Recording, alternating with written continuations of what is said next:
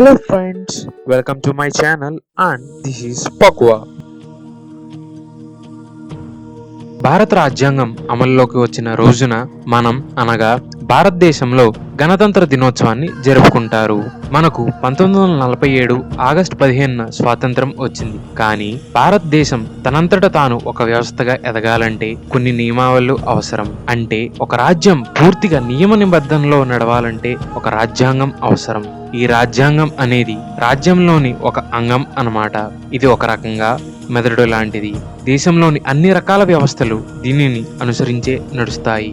అంటే ప్రజల సాధారణ జీవితం ఎలా నడవాలో దగ్గర నుండి చట్టసభలు, పోలీస్ స్టేషన్, డాక్టర్, లాయర్ లాంటి వృత్తుల నుండి మొదలు ఎలా నడవాలి అని తెలిపే ఒక గ్రంథం కావాలి. దీనిలో లేని విధంగా రాజ్యం నడవదు. అందుకే ఇలాంటి రాజ్యాంగం కోసం డాక్టర్ బిఆర్ అంబేద్కర్ గారి నేతృత్వంలో ఒక కమిటీ ఏర్పడింది.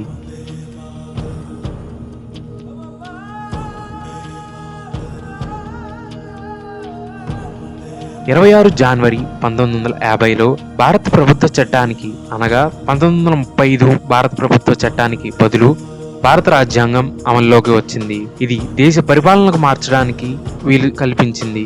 భారత రాజ్యాంగ సభలో 1949వ సంవత్సరం నవంబర్ 26న రాజ్యాంగం ఆమోదం పొందగా భారతదేశం స్వతంత్ర గణతంత్రంగా ఆవిర్భవించేందుకు జనవరి 26, 1950లో దీనిని ఒక ప్రజాతంత్ర పరిపాలనా పద్ధతితో పాటు అమల్లోకి తీసుకుని రావాలని నిర్ణయించారు. 26 జనవరిని ఇందుకు ఎంచుకోవడానికి చారిత్రకమైన కారణం ఉంది. 1930లో భారత జాతీయ కాంగ్రెస్ పూర్ణ స్వరాజ్ని ఆ రోజే ప్రకటించుకుంది.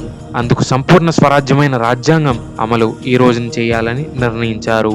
భారతదేశానికి సంబంధించిన 3 జాతీయ సెలవు దినాల్లో ఇది కూడా ఒకటి. ఇది కాక భారత స్వాతంత్ర దినోత్సవం, గాంధీ జయంతి మిగిలిన 2 జాతీయ సెలవులు.